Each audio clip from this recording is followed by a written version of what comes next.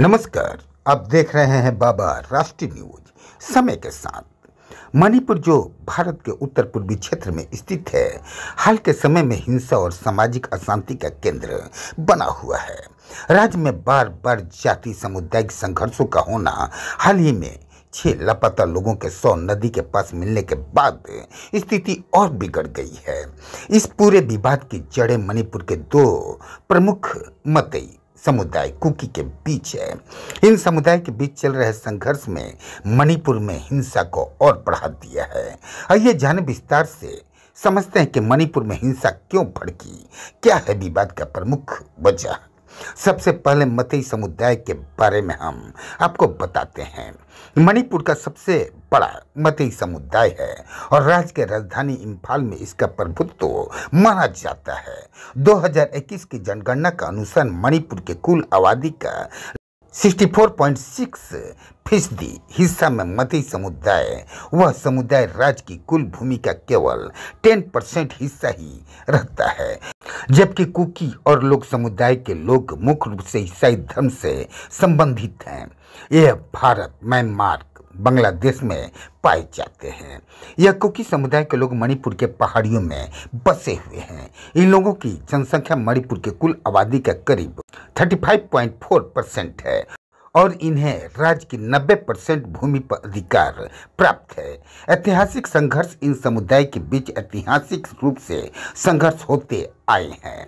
1913 में मणिपुर की पहाड़ियों में कुकी और मतई समुदाय के बीच भयंकर हिंसा हुई थी, जिसमें सैकड़ों लोग मारे गए थे। यह संघर्ष मुख्य रूप से भूमि संसाधन और सामाजिक दर्जे के कारण था। आरक्षण भी बड़ी मुद्दा है। यह समझ लीजिए कि मतई समुदाय लंबे समय से अनुसूचित जनजाति एसटी का दर्जा देने की मांग कर रहा है, जबकि कुकी और लोग पहले से सूची में शामिल हैं। मणिपुर हाई कोर्ट ने इस पर राज्य सरकार से रिपोर्ट मांगी थी, जिसके बाद वह विवाद और बढ़ गया। कुकी और लोग समुदाय का आरोप है कि अगर मतई को एसटी का दर्जा दिया जाता है तो वह सरकारी नौकरियों में उनके हिस्से को छीन लेंगे और उनके सामाजिक और राजनीतिक अधिकारों के लिए खतरा बन जाएगा। दूसरा प्रमुख कारण है सामाजिक और राजनीतिक दबाव। राज्य की राजनीति में मतई समुदाय का दबदबा है। यह समुदाय राज्य के 60 विधानसभा सीटों में से 40 सीटों पर प्रभावित है, जो इम्फाल घाटी में स्थित है। राज्य के वर्तमान मुख्यमंत्री बीरेंद्र सिंह भी मतई समुदाय से ताल्लुक रखते हैं, जिससे उनकी राजनीतिक ताकत और भी मजबूत हो जाती है। कानूनी विवाद क्या है? मणिपुर में एक कानूनी विवाद है जिसके तहत मतई समुदाय के लोग पहाड़ी इलाकों में न तो जमीन खरीद सकते हैं, न ही वहां रह सकते हैं। इस कानून को लेकर मतई समुदाय में असंतोष बढ़े, उससे बदलने की मांग की जा रही है। जाति हिंसा, उसके परिणाम भी जान लीजिए। मणिपुर में 2023 में शुरू हुई थी जाति संघर्ष। उस हिंसा में 200 से अधिक लोग मारे गए थे और हजारों लोग विस्थापित हो गए थे। हिंसा में महिलाओं के खिलाफ अत्याचार की घटनाएं भी सामने आई थी, जिनके तस्वीर वीडियो सोशल मीडिया पर वायरल हुए थे, जिससे सुप्रीम कोर्ट ने भी इस मामले में हस्तक्षेप किया था। क्या था मामला, बता देते हैं। मणिपुर में महिलाओं के खिलाफ की गई घिनौनी हिंसा का सुप्रीम कोर्ट को हस्तक्षेप करना पड़ा। कोर्ट ने राज्य सरकार को इस मामले में सख्त कार्रवाई करने का आदेश दिया। मामले में दोषियों को सजा दिलाने की मांग की गई। मणिपुर में हाल ही में 6 लोग लापता हो गए थे, जिनमें से 3 के शव एक नदी के पास मिले। इस घटना के बाद राज्य में हिंसा प्रदर्शन भड़क गया।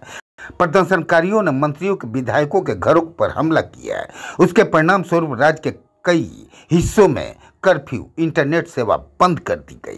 यह सवाल बना हुआ कि मणिपुर में हिंसा हुआ, अशांति की स्थिति कब खत्म होगी, इसका अनुमान लगाना मुश्किल है। इस संघर्ष की जड़ें काफी गहरी है और यह केवल राजनीतिक मुद्दे से जुड़ा हुआ नहीं, बल्कि यह संस्कृति और धार्मिक और सामाजिक असंतोष का परिणाम है। हालत में सुधार के लिए राज्य केंद्र सरकार को गंभीर प्रयास करने होंगे।